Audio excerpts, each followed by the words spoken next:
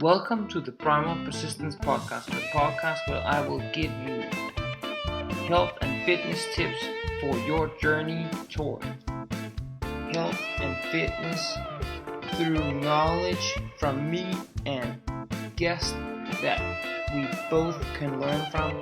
So let's get started with the Primal Persistence Podcast. Enjoy. Hello and welcome to this podcast again. To follow up on my last podcast, this is about vegetables, but this one is from questions I've heard interviewing a lot of especially women on how to get more vegetables into your kids. And from what I've seen, this works as well for a lot of the males who are refusing to eat their vegetables. So let's get started with my 14 ways to get kids and some other people to enjoy and eat more vegetables. Adults and kids can be very stubborn about eating vegetables, but there is a way and there are tips and tricks that you can get this working better in your everyday life. So here, let's get started. The first thing I would like to say is start early. The best thing is if you have very small children, just when they're starting out eating real food, make sure you give them real vegetables that you have cooked. They taste of a lot more than the processed, pre-made, packaged broccoli and potato and carrot things you can buy.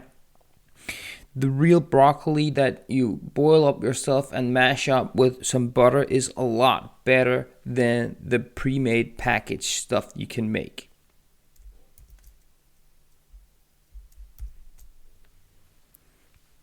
Don't mess with perfection. Vegetables taste deliciously when they are prepared and cooked properly.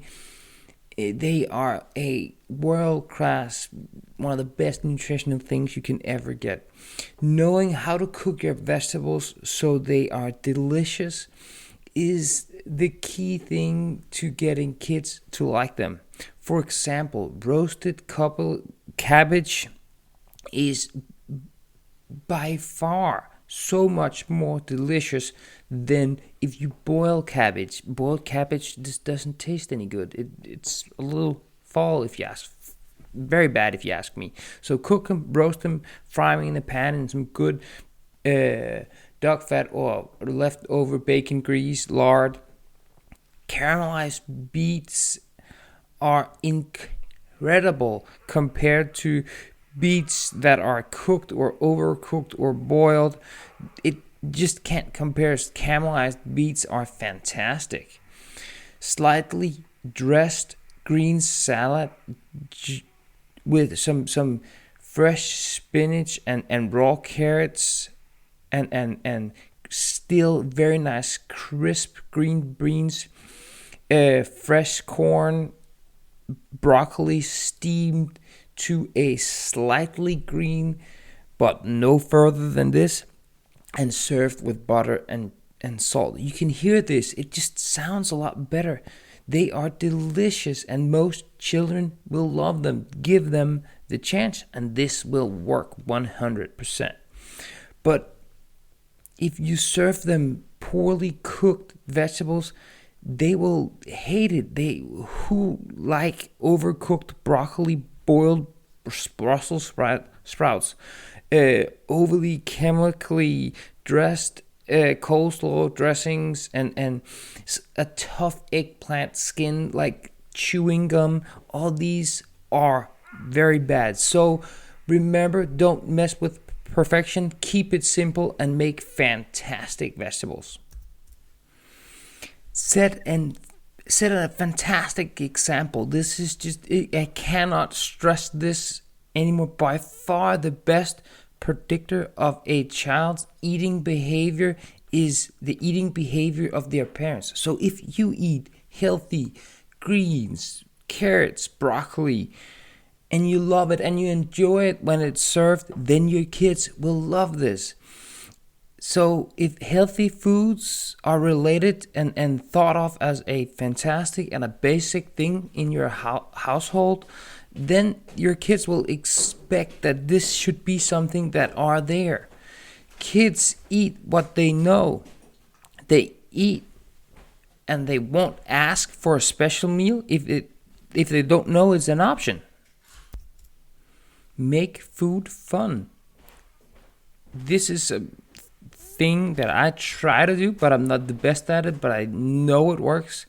Kids love to play, and make them believe and set it up as a game for eating vegetables. It's a lot easier to get them to eat vegetables if you can get a play into it. But a suggestion could be, think of the broccoli as you are the dinosaur, or the kids are the dinosaur, and they need to eat a minimum of five mini trees. These five broccoli things here, the Tyrannosaurus Rex will be stronger, more healthy when they eat this fantastic meal.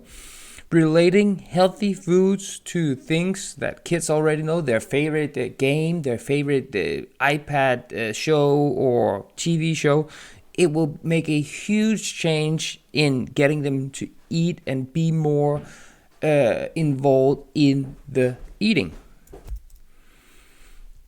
Get the entire family involved in this food prep and cooking.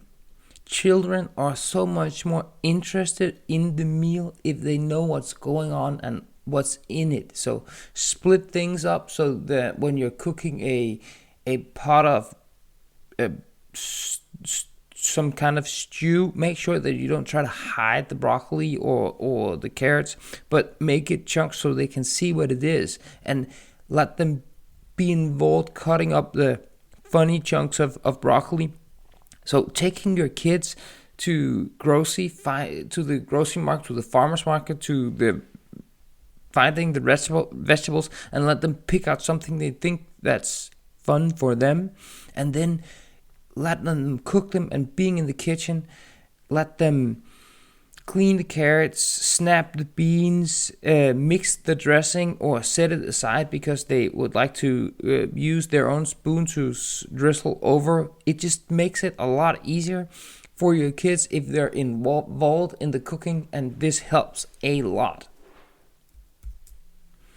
This one is hard for me as well. Be willing to compromise. I have very strong belief on the vegetables and eating this, but in any aspects of parenting, you need to be willing to go on a compromise, or you will end up with kids that are unwilling to cooperate and they will refuse to eat their vegetables. Set a few ground rules and stick to them. A parent should have their kids eating them, but they at least need to taste them. So set them up and make it a positive thing. Just play with it. For example, in my family, kids are expected to at least eat one bite of everything that's made. They need to taste at least one whole bite, not just touch it with their tongue. It might be as little as 2 mushrooms or 2 bites of celery a week, but it keeps them trying the foods so they can't say, I don't like it. Just keep on testing. To follow up, as I just said, you gotta be willing to compromise, but you have to put in some rules as well. Enforce the 1 bite rule is a fantastic thing that I see help a lot of parents.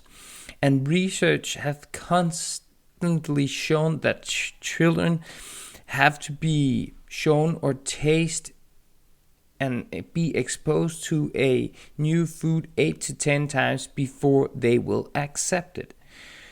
So many parents have found that the 1 bite rule help your children to taste it and force this in. It doesn't have to be a fight. It just needs to be a rule. We cannot get around it. We have to taste it. And after enough exposures, a lot of the kids will love them. Changing up the dressings and the seasoning, and I'm sure your kids will love all the vegetables you cook for them, especially if you cook them right. Do not force your kids to finish a meal.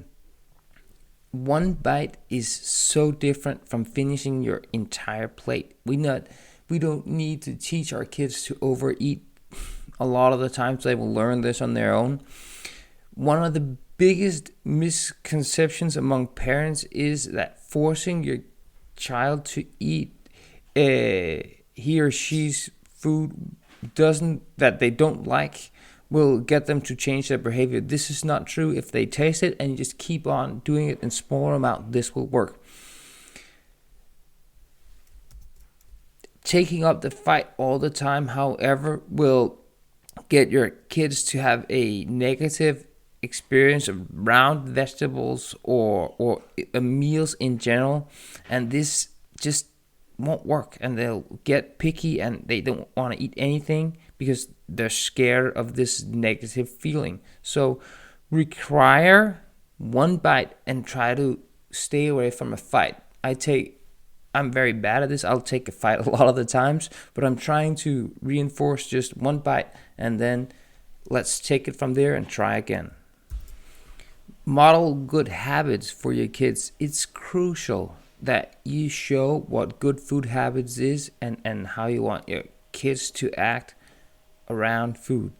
This means eating what's served for dinner without any negative comments. Of course, if you have allergies and we need to change up things for different people, different stomachs, this is okay, but explain to kids why you're doing this and why this should be, and let them taste whatever everybody else is having. As soon as the parents start acting picky and making exceptions for themselves, children will pick it up, and this habit will stick a lot of the times. Understand kids' values. This is quite big, and I've learned a lot from this. Children doesn't see the world as adults do, because we just don't see it. They see the world in a very different views, and these views will change as your kid grows. A lot of the times kids couldn't care less about health, and talking to them about health, they just look you boom. Kids think they're invincible. They cannot be hurt. So telling them that this is healthy for you, and it most likely will backfire when you talk about all this health, especially talking about health to Superman who can't get hurt. It won't help. On the other hand, most children feel limited by their size. They would like to be one of the bigger kids and stronger kids. So, for example, telling them that broccoli helps you grow or helps you get stronger is a lot more effective than telling them this is healthy because I said so, or because blah blah blah blah blah blah. But eating spinach and broccoli will make you stronger and grow faster. This helps a lot better. Now here we talk about color. Offer different food or vegetable colors. One thing that we as parents have working for us and working in our favor is kids love colorful foods. The more color you can bring in, the more different colors you can bring in, it's a lot better. You can expose them to more colors by adding more vegetables to their plates. While adults tend to like favorites mingle together and it's fantastic, this with that, children love them separate. So let them mix up their own vegetable salads, picky bowl where they can pick everything out how they like it and in the amount they would like. Instead of making one huge dish with one monocolored casserole, try to mix it up. And what I have found is fantastic is mixing it up, so I have 2 different vegetable dishes every night for everybody. So there is maybe a raw plate with raw vegetables or cooked mixed vegetables, and I have another one a different kind, could be anything, eggplant, broccoli, a lot of different things cooked in a different way, in a different style. So they have something to choose from and they need to taste it. And this is fantastic. You can reuse one of these and then just mix them up as a workout. So maybe you make a eggplant saute or something like this, and this you can do 3 to 4 days in a one week, and you're ready, and then serve it up. The different thing could be a green salad or something else, mixed vegetables, anything. So when we've talked about all these different colors and setting things up differently, try to arrange your food in patterns on plates and bring your kids into doing this.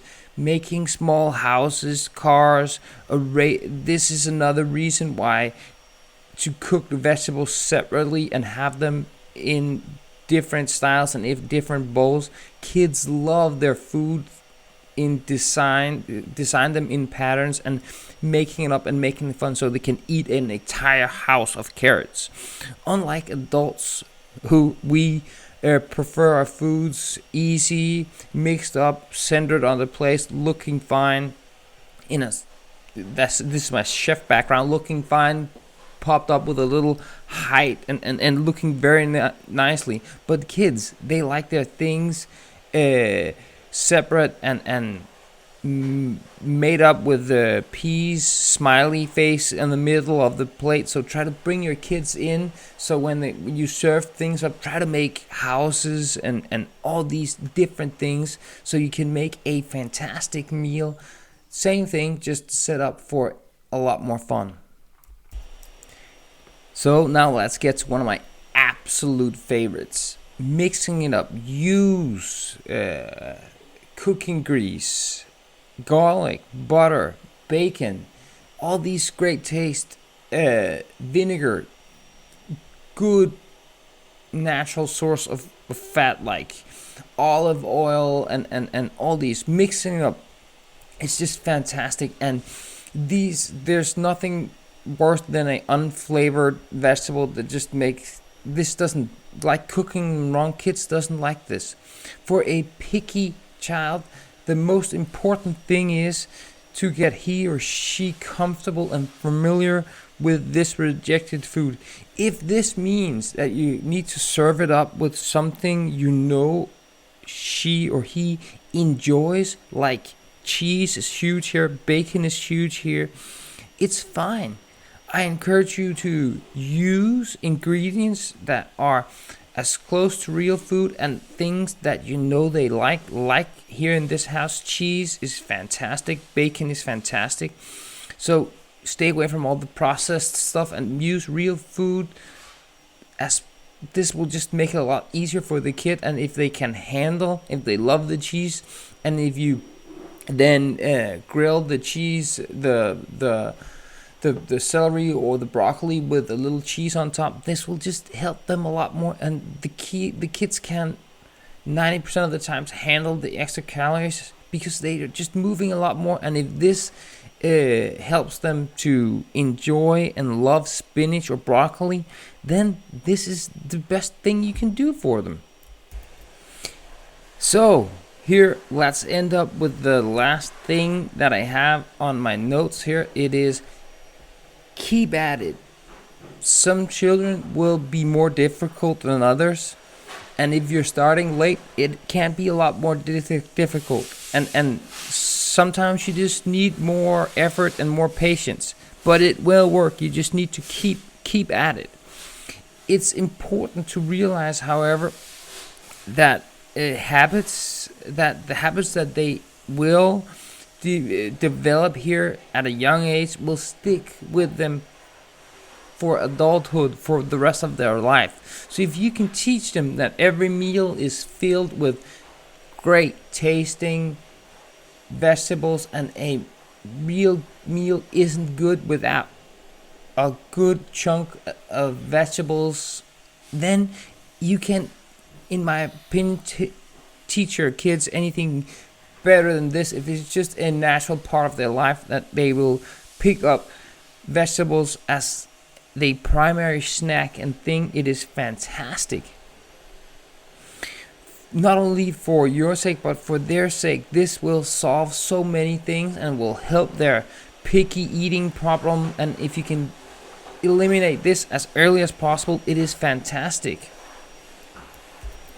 So keep on setting a good example, create fun, positive experience around your food, and especially around your vegetables. Make them the best thing of the meal. Let them pick it out as the best thing. Let them help in the kitchen. Enforce the one bite rule and everything else you can do to expose them to new healthy vegetables, mixing up, using the colors, thinking of new styles of setting up funny images, way of setting up the bowls, the colors, everything. This will help them enjoy healthy foods, and they will learn to stop rejecting foods like these.